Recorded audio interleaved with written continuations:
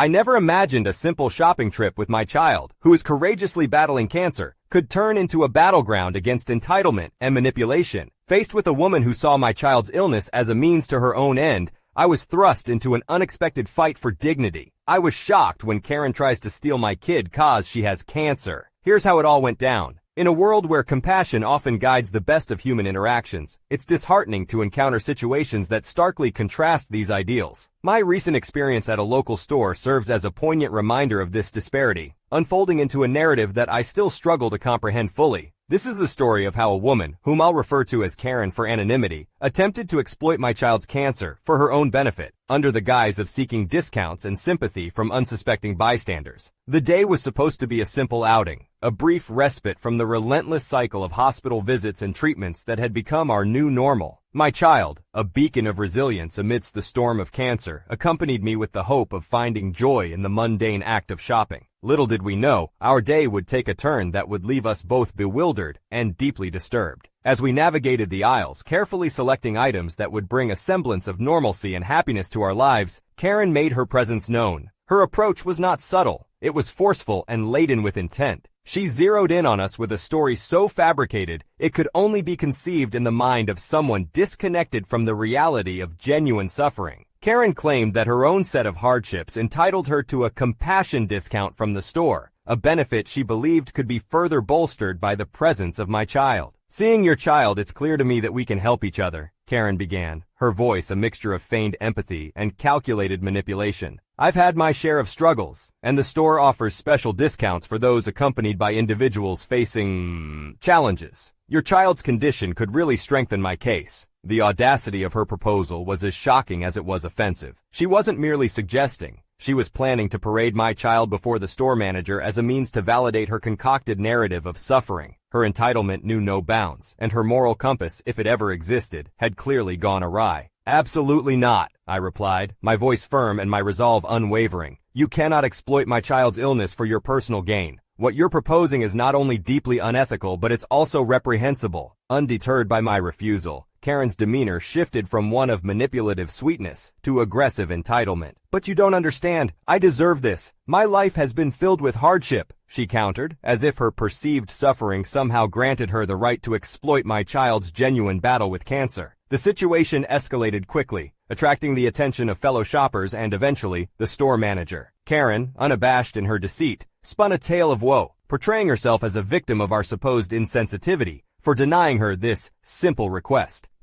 However, the manager, already acquainted with Karen's history of similar antics, saw through her charade and sided with us, offering Karen a stern warning about her behavior. As we exited the store, my child, displaying wisdom far beyond their years, squeezed my hand and offered a whisper of insight. "Some people just don't understand what real problems are, do they?" Their words, simple yet profound, resonated deeply. A bittersweet acknowledgement of the harsh realities we faced juxtaposed against Karen's superficial and self-serving woes. Reflecting on the incident, it's evident that Karen's attempt to leverage my child's illness as a bargaining chip for discounts was not merely a lapse in judgment, but a glaring manifestation of her moral bankruptcy. This encounter wasn't just an isolated incident of entitlement. It was a stark reminder of the challenges we face in protecting the dignity and integrity of those we love from exploitation. In the aftermath, the support and understanding from the store staff and other customers were heartening, a reminder that despite the actions of individuals like Karen, there is a prevailing sense of community and empathy that binds us. It underscored the importance of standing firm against manipulation and exploitation, advocating for the rights and respect of those unable to voice their own struggles. This experience, while unsettling, has reinforced my resolve to shield my child from the predatory behaviors of those who see their condition as an opportunity for personal gain. It has also highlighted the need for continuous dialogue about the ethics of compassion and the boundaries of empathy, ensuring that the plight of the vulnerable is not commodified, but met with genuine understanding and respect. As we move forward, our journey is marked not by the bitterness of this encounter, but by the lessons learned and the strength gained in its wake. In a world where the Karens lurk, ready to test our resolve, it's the bonds of family and the solidarity of the community that provide the fortress within which we find solace and strength. And to Karen, wherever she may be, I hope she finds the help she needs to address her own issues, far removed from us and our lives, in a manner that does not involve exploiting the vulnerabilities of others. Wow, this story is absolutely wild. It's hard to believe people like Karen actually exist. It's a good reminder that we always need to stand up for our loved ones. Thanks for sharing this crazy encounter, and kudos to you for handling it with such grace and strength. When I walked into church that day, I had no idea I was about to witness a public shaming that would shake my faith and my trust in my community. My friend, a girl from our youth group, was put on the spot for her choice to consider an abortion. Her personal struggle aired out in front of the whole congregation. I never thought I'd see the day where the sanctuary of our church would turn into a place of judgment and condemnation. Here's how it all went down. I want to be honest. One of the main reasons for this letter is my parents' disappointment with my disagreement over recent events at our church. Personally, I question the wisdom of attending at all currently, given the church allows around 70% capacity in the sanctuary on Sunday mornings. We're based in New York, and our congregation is sizable. Without disclosing the church's name, it can hold over 1,000 people outside pandemic restrictions. However, this isn't the main issue I wish to discuss. A girl in my youth group recently became pregnant. Despite our casual interactions at group events, she's one of the few people I converse with, both in person and in our group chat. My parents insist on my attendance at church on Sunday mornings and occasionally on Fridays, but that's secondary to the core issue I want to address. Last Sunday, the pastor requested prayers for an anonymous pregnant youth member and her family. Despite his discretion, some youth group members identified her. This was due to her parents revealing her pregnancy and contemplation of abortion in search of support for dissuading her. She confided this to me recently. During our conversation, I tried to reassure her, asserting that her parents shouldn't have discussed such a private matter with the church. However, she fears they may not allow her to have an abortion, or may treat her differently if she goes through with it. They want her to discuss this with a church leader and frequently remind her that she lives under their roof. Her father also holds a trustee position in the church. I shared the recent events with a friend from school. She suggested that the girl's parents might be delaying her beyond the abortion time frame. Although I wasn't entirely sure about how this process works, I desired to know more since the girl felt comfortable confiding in me. My friend also mentioned that the parents seem to be guilt-tripping the girl out of having an abortion. She believes this isn't a healthy environment, and the parents' actions are borderline abusive. After church, I discussed the matter with my parents. I expressed my discomfort about the pastor revealing this personal issue to the congregation. However, they justified it as a consequence of sleeping around and doing things outside of marriage, as they had taught me about purity. I argued that this should be a private matter, but they insisted that public shaming is the next step when someone disobeys their parents. This makes me question whether I can trust them with my private information in the future, given their stance on publicizing personal matters. When I voiced my concerns, they deflected my apprehension, reprimanding me for not spending enough time with the family and for isolating myself in my room. While I am unsure about how I can assist the girl, I want to be there for her as a friend, given that she felt comfortable sharing her predicament with me. If anyone has experienced a similar situation, I'd appreciate any advice on how to support her if she reaches out to me again. I own a car that my parents purchased for me, but she doesn't. She's 16 and given her parents' attitudes, I doubt they would assist her with the process. I'm unsure if I can legally help her by driving, or if it might worsen my relationship with my parents, her parents, or the potential boyfriend involved. However, if she needs someone, I would consider helping her after acquiring more information and guidance on how to proceed. The only reason I'm updating is because I received a few direct messages asking about my friend. I didn't respond immediately because a lot happened, but I wanted to vent about it because it still bothers me today. I'm 19 now, and so is my friend. I offered to drive her to a clinic as a few people suggested in the comments, but she wasn't comfortable going behind their back, so that was pretty much it, and I don't blame her. She's endured so much unfair treatment from our pastor and her parents, and the boyfriend isn't in the picture. The child was eventually born and later dedicated on a Sunday in our church, and she told me that her parents were the ones who pushed for it. She began working part-time at 17, and her parents punished her for having relations outside of marriage by removing her college savings and not even giving it to her. But another frustrating thing was a post her mom made on Facebook shortly after the pregnancy. In her post, she said it was important to teach responsibility in a world that taught girls to do the opposite. She said that abortion was the easy way out, and the verse about how she and her house would serve the Lord. She also said society taught girls that they can dress provocatively and be absolved from blame when people treat them accordingly. And the whole thing read as damage control and shaming to me. She said she wouldn't allow anyone under her roof to have an abortion, and that's what she did. My friend now works 2 part-time jobs, and I try to help her with small things from time to time, sometimes food or money that her parents won't give her. My parents disagreed when I told them that they were horrible people for staying in a church that would shame someone like that, but they still attend and said she shouldn't have dated a worldly person, and the whole thing changed my view of them because they tried to use her to teach me what not to do. And we had an argument when I told them I'd rather go to a worse place to be further away from them. It was a bit extreme at the time I said it, but I'll never step into a church again. I'm not saying they're all bad, but I can't fathom treating one of your own the way they did. And she grew up in that church as a child too. I appreciate all the advice I got at the time, and I hope life gets easier for her because things are tight from what she tells me while struggling to move out from her parents.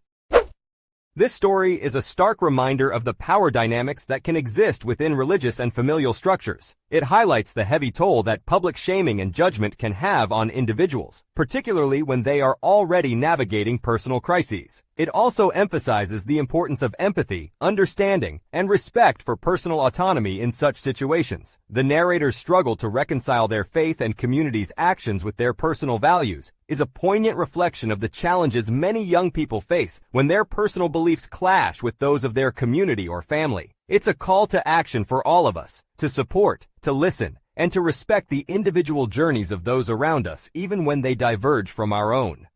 I never thought I'd be the type to question my wife's loyalty, let alone sift through her phone messages. But there I was, confronting the reality of her constant texting with a schoolmate, the long hours they spent together, and the cookies she baked just for him. This is the story of how I uncovered a web of emotional betrayal, spun in the guise of an innocent friendship. Here's how it all went down. We've been married for around 3 years, and we recently moved across the country so my wife could attend graduate school. I found a career job in the new location, and have been financially supporting us for the most part. She's been on her phone a lot more over the last few months. I've asked a few times who she's texting all the time, and she says it's just a friend from school. When I ask more questions, she gets defensive. Unsure of what else to do, I unfortunately took a peek through her phone, and I found out she's been texting some guy from her school all day, every day and night. The texts last from around 7 a.m. to 12 a.m. every day. The texts seem innocent overall, nothing sexual or anything, but there are a few things bothering me. I went all the way to the beginning of the thread.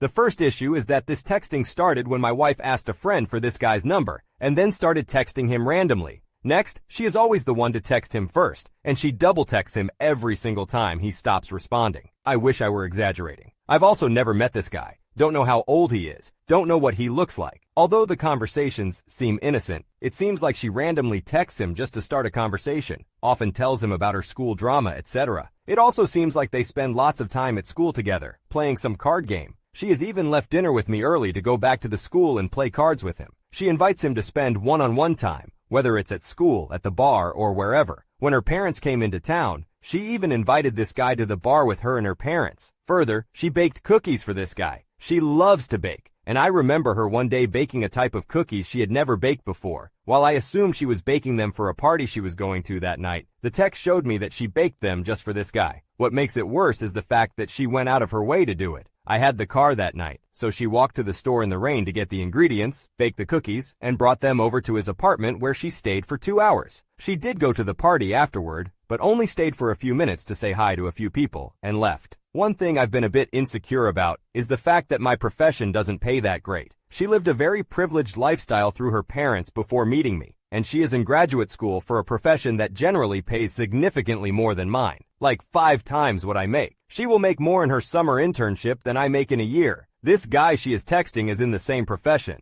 Reading these messages made me feel sick to my stomach. I just wanted to post here to see if this sounds suspicious to anyone else. I'm not sure if anything physical has happened, but she has crossed some boundaries either way. How should I handle this? The meetup with the parents never actually happened. She did try and get him to go to the bar, but the plan fell through. Also, in reading the texts, it seems like the guy tried to keep her at arm's length at first, keeping conversations short and not engaging too much, but over time started to become much more receptive and interested in actually talking. This has all happened over the course of about 5 to 6 months. I'm not paying for her school, just our living expenses for the most part. I erased the original post, I apologize. However, I was able to have a conversation with the man she's been texting. I got his number off her phone and texted him saying, "Hey, this is ____ husband. I found out about what's been happening between you two and just wanted to see if you'd be willing to be honest with me about what has occurred." He responded quite quickly and was willing to meet with me for lunch in a public place. So we met. He's 23 and very good looking. I'll give him that. When we met for lunch, I initiated the conversation by asking him if he could provide his perspective on what's been happening between him and my wife. He began with a disclaimer that nothing physical has transpired between them, and honestly, I believe him. He seems like a decent guy. He told me he respects me and never intended to get involved with a married woman, and he started the story from the very beginning. I'll tell it as if he were telling it. The story goes like this. I approached her at the beginning of school because I found her attractive. I don't remember whether she was wearing a wedding ring. I'm not used to checking for that because most people my age generally aren't married. But when I approached her, she seemed very interested. There was absolutely no indication she may have been in a relationship. When she found out I had a post-grad job offer, she was overly congratulatory. After talking to her more over the next few days, I asked for her Instagram, which she seemed hesitant to give,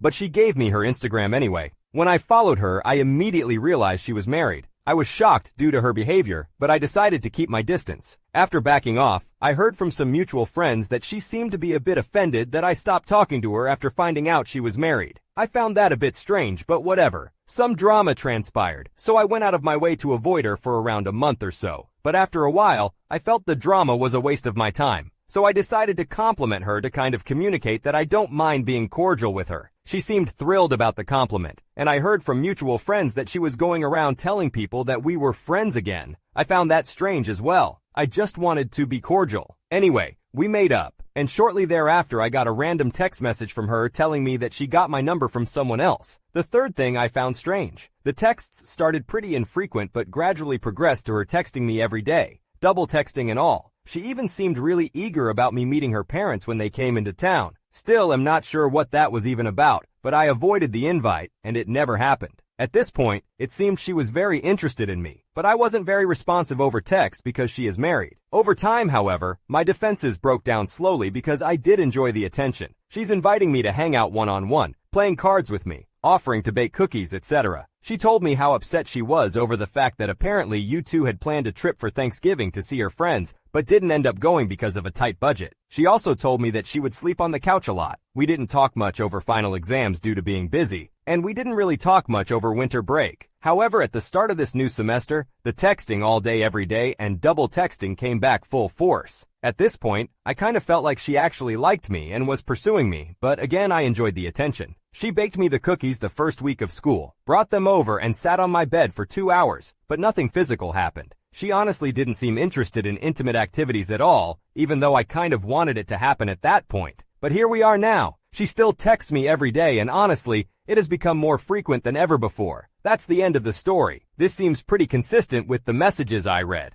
I don't really know what to think of this, but it kind of seems like she's playing the long game with him to get him to fall in love with her so she can leave me. I appreciate the guy's willingness to meet with me, and honestly, I believe what he is telling me. It seems like this is beyond the point of no return. I still plan on talking to her tomorrow, but I think this is it for me. I don't think there's really anything she can say that will change my mind at this point. It's over. Yesterday, I had a conversation with her, ending our relationship. Ironically, the other guy hadn't tipped her off about our meeting, which I appreciated. I sat her down at the dining room table and began by revealing my knowledge of her emotional affair with ______. When she feigned confusion, I outlined the evidence. The cookie incident, meeting his parents, constant texting, presenting him as just a friend, and so on. Upon suggesting her obsession with him, maybe even love, and the possibility of her planning my replacement, she broke down into tears. I found little sympathy within me. She claimed she pursued him only for the attention, promising to cut him off. I dismissed her. She proposed finding a couples therapist through her tears, but I felt we had moved beyond that point. Whether she had slept with him was irrelevant. The emotional betrayal was enough. I informed her of my intention to contact a lawyer and advised her to do the same, then left as she tried to convince me to stay. While I was gone, she bombarded me with calls and texts. Her parents also tried to contact me, but I ignored them. I haven't asked her to leave our home yet, unsure of my next steps. I feel lost. I moved here to support her, leaving my friends and family on the other side of the country. Now I'm just here. In retrospect, there were signs. Our relationship was far from perfect. She attended every school party without inviting me and was rarely home, justifying her absence with studying. I couldn't argue, given her grad school commitments. While it may not be entirely her fault, I'm glad I'm exiting before it worsens. 3 years isn't too long. Now it's time to rediscover myself, even if it is tough. This is a poignant tale of trust, betrayal, and the harsh truths of modern relationships. It emphasizes the importance of communication and mutual respect in maintaining a healthy relationship. The story also serves as a reminder that emotional infidelity can be just as, if not more, damaging than physical infidelity. As the protagonist embarks on his journey of self-discovery and healing, it underscores the resilience of the human spirit to overcome personal adversities. Caught in the whirlwind of my future sister-in-law's wedding, I've faced everything from an ill-fitting bridesmaid dress to the unraveling mystery of $7,000 meant for a bachelorette getaway that took a shocking turn. As tensions rose and secrets surfaced, including a surprise cosmetic surgery, I navigated the chaos with a mix of disbelief and determination. Here's how it all went down. I miss the days when bridesmaids were treated as individuals and not merely as stage props. My future sister-in-law is getting married, and naturally, I've been roped into being a bridesmaid. She didn't offer us any choice in our attire. Instead, she selected the dresses herself and informed us that this was what we would be wearing. The dress she chose is strapless, backless, with a thigh slit and a halter neck. As a larger girl with a triple D chest, I find backless and halter styles to be less than ideal. The backless design means I can't wear any form of supportive bra, and there's virtually no shapewear that can be worn discreetly underneath. The only options available are stick-on bras or tape, which offer me little to no support. When I tried on the dress, I found my chest spilling out from the sides. My back rolls were prominently on display, and I was popping out of the garment in every direction. The discomfort was palpable.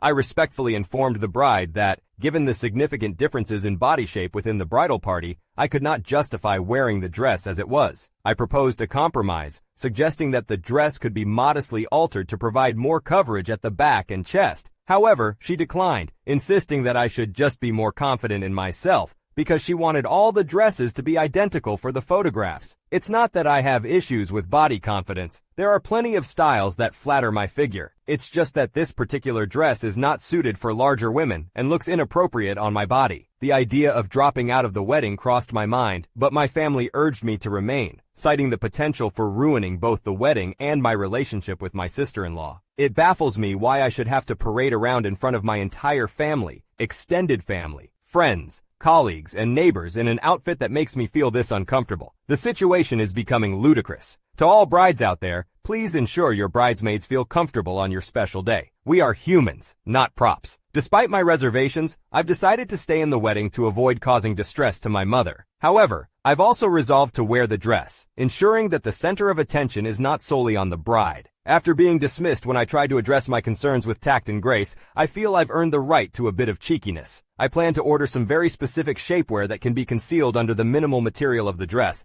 thanks to suggestions from this community. I intend to accentuate my side profile, add some shimmer to my exposed back, and apply body oil to my legs for the thigh slit. My hair will be styled in an updo to ensure nothing detracts from the dress's design. For all other occasions, I'll be wearing a shawl, but rest assured, for the ceremony, I aim to channel Salma Hayek in Dusk Till Dawn. Let's see what the bride makes of the body confidence she advised me to find. Honestly, the drama continues to unfold, and I'm grateful for this Reddit community's support, as discussing these issues with my family is not an option. Here's the latest development. About 6 months ago, the bride-to-be organized a destination bachelorette trip, asking each of the 11 girls, including myself, to contribute $650 for the Airbnb. Initially hesitant due to the cost, I agreed out of familial obligation. However, upon verifying the Airbnb listing, I discovered the extravagant cost was accurate, with the property priced at $2,300 per night. Recently, in a conversation about wedding preparations with my brother, who is marrying my future sister-in-law, he mentioned offhandedly that her father had covered the Airbnb costs. This revelation was shocking, as it implied that the $650 contribution from each girl was unnecessary. When I shared this with my brother, his surprise suggested he was unaware of the situation. This situation feels particularly egregious considering that, during my own wedding, I covered all her expenses due to her financial difficulties at the time, including her flight, accommodations, and bridesmaid expenses. Understanding that weddings can be expensive, it still does not justify financing them on the backs of the bridesmaids. I suspect I might be the only one among the bridesmaids aware of this discrepancy. I'm torn between bringing this to the group's attention or letting it go, considering the potential embarrassment it could cause my brother. It's possible that her father's offer to cover the Airbnb came after we had already paid, and she opted not to refund us. The details remain unclear, and I wish to avoid any unnecessary embarrassment for my brother. The consensus among you seems to be that I have a moral obligation to disclose the truth, given the significant amount of money involved. My plan is to first discuss this with my brother, giving him the opportunity to address the issue with his fiancée. I aim to understand the full context before causing any potential upset. For example, It's crucial to ascertain whether the father's payment for the trip was redirected to another wedding expense by the bride. Depending on my brother's findings, I will decide on the appropriate time and manner to inform the rest of the bridesmaids. I intend to give my brother a day or two to clarify the situation, especially since the trip is imminent. After reconvening with my brother and involving my mother to gather more information from her father, we uncovered that the offer to cover the Airbnb costs came months after our payments. His decision was prompted by his dismay at the extravagant choice and the financial burden it imposed on us. He even threatened to withdraw his support for the wedding if further expenses were imposed on the wedding party. Initially, the bride had desired a wedding in the Maldives, which he vetoed. According to my mother, who spoke directly with him, he was embarrassed upon learning about the Airbnb cost and, in an attempt to save face with our family, provided approximately $7K to cover the expenses, with the expectation that we would be refunded. However, it became apparent that not only had the bride failed to refund us, but she also hadn't allocated the money towards other wedding expenses, leaving the whereabouts of the funds a mystery. As our families delve deeper into this investigation, my mother has requested that I refrain from informing the bridesmaids until we have a complete understanding and a resolution with both my sister-in-law and her father. We plan to inform them as soon as possible. The situation escalated when the maid of honor, oblivious to the ongoing investigation, sent out detailed instructions for the dress code for each night of the bachelorette party, as dictated by the bride. The demands were extravagant, requiring new purchases for each themed night, which was met with resistance and outright refusal from several bridesmaids. This side story adds another layer to the unfolding drama, highlighting the bride's disregard for the financial and emotional well-being of her bridal party. My mother, having contributed significantly to the wedding, is now directly involved, expressing her dissatisfaction with the bride's financial imprudence and deceit. She has taken it upon herself to confront my sister-in-law, demanding transparency and a resolution, and has decided to inform the bridesmaids herself unless a satisfactory explanation is provided. As I await the outcome of this confrontation, I find myself both amused and appalled by the developments, particularly the revelation of the extravagant ice sculpture, which was booked without anyone's knowledge and seemingly at the expense of the bridesmaids' contributions. My mother has given my sister-in-law a 24-hour ultimatum to confess to the bridesmaids and arrange for a refund. Despite my frustration, I am compelled to withhold from contacting the bridesmaid group, adhering to my mother's strategy of offering one last chance for my sister-in-law to rectify the situation. This saga has been a roller coaster of emotions, and I am both intrigued and exasperated by the unfolding events. I am considering sharing the final outcome with the bridesmaids in a concluding update, pending the resolution of this multifaceted drama. The situation took a dramatic turn with the bride's tearful admission of feeling overwhelmed by the wedding planning, claiming the pressure to achieve perfection led to her questionable decisions, including the fabrication of the ice swan. However, her explanation did little to mitigate my skepticism of her motives, which seemed to stem from a desire for social media validation rather than genuine distress. My brother, caught between his loyalty to his fiancée and the unfolding scandal, has chosen to support her through this ordeal, emphasizing his commitment to her well-being despite the financial and emotional turmoil. The likelihood of recovering the misappropriated funds appears slim, with her father refusing to cover the cost a second time, and my brother unwilling to compensate for her actions. This leaves us, the bridesmaids, in a precarious position, with little hope of reimbursement unless the bride finds a means to return our contributions. The bridesmaids, upon learning of the true nature of the wedding expense, have expressed their dismay and disappointment, though none have withdrawn from the bachelorette party, recognizing the futility of recouping their losses so close to the event. Despite the collective frustration, a plan has been formulated to repurpose the trip into a personal vacation, distancing ourselves from the bride's demands and foregoing any further financial contributions to her extravagant whims. The revelation that the funds were allocated to a cosmetic procedure rather than an ice sculpture has only added to the absurdity of the situation, prompting a reevaluation of our legal options and the future of my brother's relationship with the bride. As I reflect on this bewildering experience, I am grateful for the support and camaraderie of this community, which has provided a semblance of sanity amidst the chaos. The story has garnered media attention, inspiring me to document this ordeal more formally, perhaps in a book, as a testament to the unpredictable nature of wedding planning and the importance of transparency and respect within familial and friendship dynamics. After hearing about the entire ordeal, I'm left utterly speechless. The twists and turns of this wedding saga, from the dress debacle to the bachelorette party's hidden agenda, sound more like the plot of a dramatic reality show than real life. It's a stark reminder of how easily the essence of celebrating love can get lost in the spectacle of the event itself.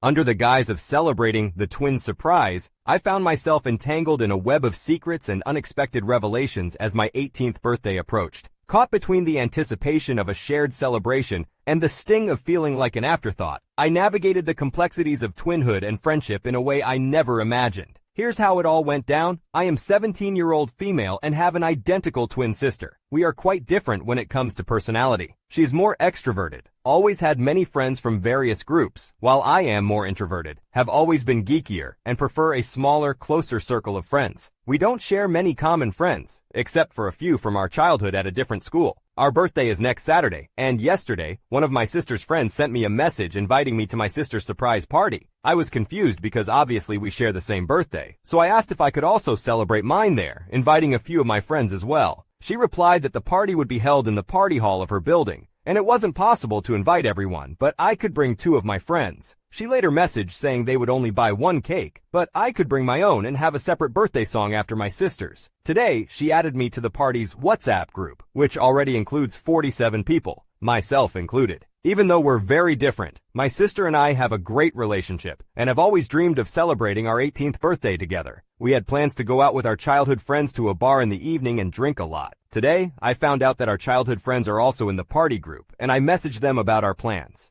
They said they liked the idea of the surprise party, thought my sister would love it, and are trying to get me excited about it too. The issue is, I'm not keen on the party idea. It's going to be crowded, and I won't be able to spend time with my sister the way I wanted. I might come off as spoiled, but I feel like an afterthought, and this is not how I want to spend my birthday. I'd prefer to spend it with my own group of friends, but I also know that my sister would be very disappointed if I didn't attend the party. I don't want to spoil the surprise for her, so I don't want to tell her what's happening. I'm at a loss about what to do. I spoke to my parents, but their advice didn't help. I just don't know what to do. So Saturday, I was feeling anxious about the birthday plans, and I was crying in the kitchen. My mom noticed and came over to comfort me. When I told her I was upset about the party, she decided to tell me the truth. The party was actually a surprise for me as well, and all my friends were invited too. Yesterday I called Melissa, the friend organizing the party, and she confirmed what my mom had said. Melissa explained that she wanted to spend my sister's birthday with her, especially since she might be moving away for college soon. She knew we had plans to celebrate our birthday with each other and our childhood friends, who are our only mutual friends. So, she had the idea to arrange a surprise party with everyone, including my friends. She told this idea to our childhood friends, my friends, and my parents, and they all approved. Melissa had already figured out how to get my sister to the party. She's going to spend the afternoon with her and pretend she left her gift at home.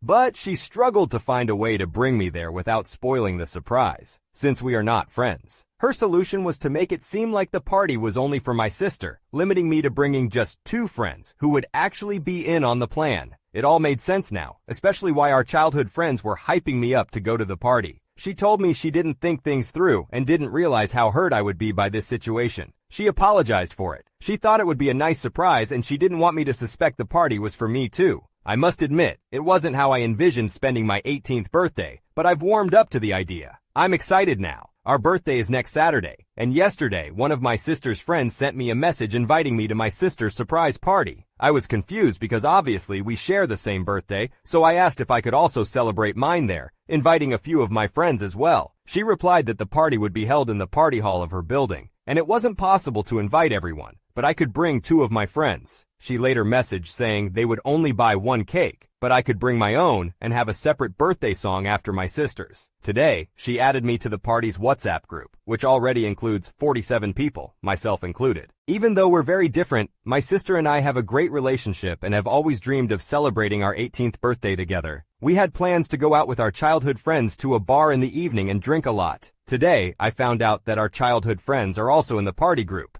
and I messaged them about our plans. They said they liked the idea of the surprise party, thought my sister would love it, and are trying to get me excited about it too. The issue is, I'm not keen on the party idea. It's going to be crowded, and I won't be able to spend time with my sister the way I wanted. I might come off as spoiled, but I feel like an afterthought, and this is not how I want to spend my birthday. I'd prefer to spend it with my own group of friends, but I also know that my sister would be very disappointed if I didn't attend the party. I don't want to spoil the surprise for her, so I don't want to tell her what's happening. I'm at a loss about what to do. I spoke to my parents, but their advice didn't help. I just don't know what to do. So Saturday, I was feeling anxious by the birthday plans and I was crying in the kitchen. My mom noticed and came over to comfort me. When I told her I was upset about the party, she decided to tell me the truth. The party was actually a surprise for me as well, and all my friends were invited too. Yesterday, I called Melissa, the friend organizing the party, and she confirmed what my mom had said. Melissa explained that she wanted to spend my sister's birthday with her, especially since she might be moving away for college soon.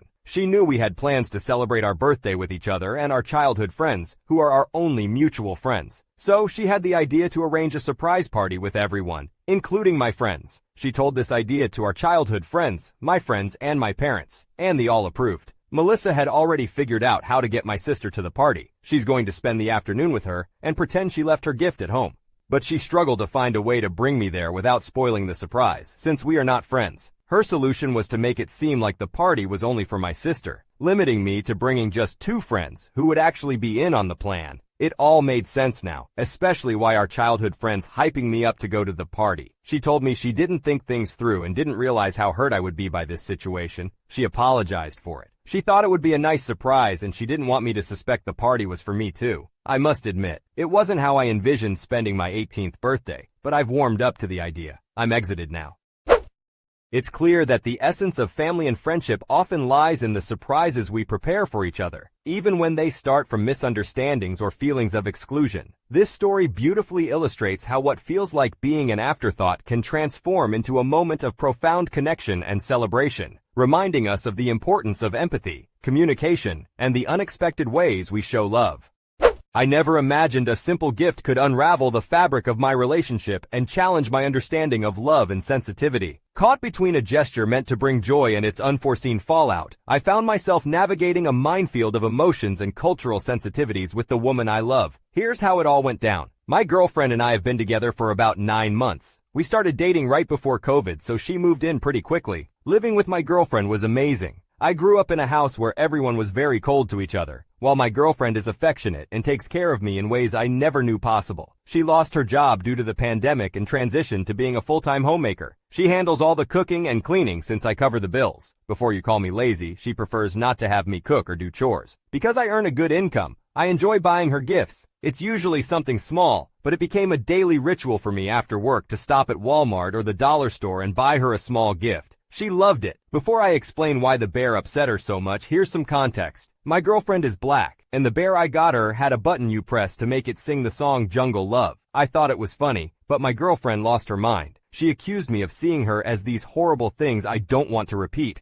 and I kept trying to tell her I didn't mean it that way. I love her like crazy, and think she's better than me in every way. And why would I be dating a black woman if I was racist? But she kept insisting I need to apologize for my casual racism. So I finally just got fed up and said, "Yes, I'm sorry I've bought you so many gifts that I slipped up on one." She ran upstairs crying and called her brother to pick her up. She was at his place for the rest of the day, and thankfully he managed to calm her down. But she refused to come home until I sent her a video of me dropping the bear in the fireplace. I told her I was fine with throwing out the bear, but I wasn't going to turn on my fireplace in the middle of summer to record a video. Also, I felt that burning a bear stuffed with electronic components in my living room was a bad idea. I had already thrown the thing in the dumpster, but she insisted that if I really loved her, I'd retrieve it from the dumpster and burn it. We argued back and forth for several minutes before she hung up. I texted her brother asking him to talk some sense into her, and he just texted me back, "I ain't gonna defend your dumbass anymore, just take the L and get lost already." I tried to call him, but he blocked me. So now I'm wondering if maybe I should have just burned the stupid bear to make my girlfriend happy. It's still sitting in the dumpster outside. It's not like it's too late. But how would I send her a video if she blocked me? It's agonizing how much I miss her. If I knew she'd react this badly, I never would have got the bear. I tried apologizing, but that wasn't good enough. She wanted me to perform some weird ritual instead. Now I wish I had just performed the weird ritual, but I'm still not convinced I deserve this kind of reaction for buying her a singing bear. I understand I could have handled the fallout better, but am I really the asshole for buying my girlfriend a singing bear? Well, I just came here to tell you guys that I set things right with my girlfriend and burned the stupid bear like she wanted me to. I sent the video to some mutual friends who sent it to her, so she unblocked me and called me. I told her how much I love her and that I'll do whatever it takes to get her to come home.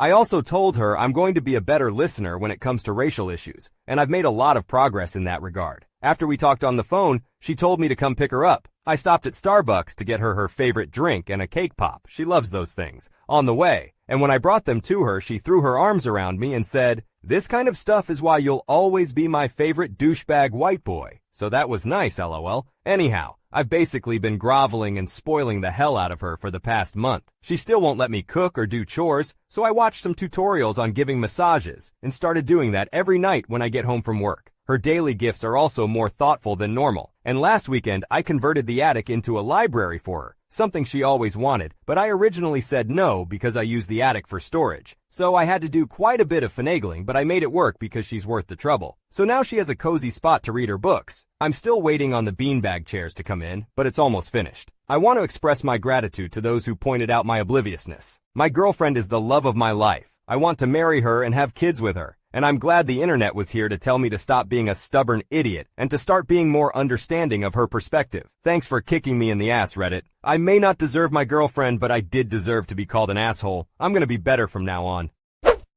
This story really makes you think about the layers of meaning behind our actions and the importance of understanding and empathy in relationships. It's a stark reminder that love requires more than just good intentions. It demands a deep respect for our partner's feelings and backgrounds. If you enjoyed today's stories, check out the other videos on your screen now. Submit your own stories at you'rethejerk.com. Subscribe now, or you're definitely the jerk.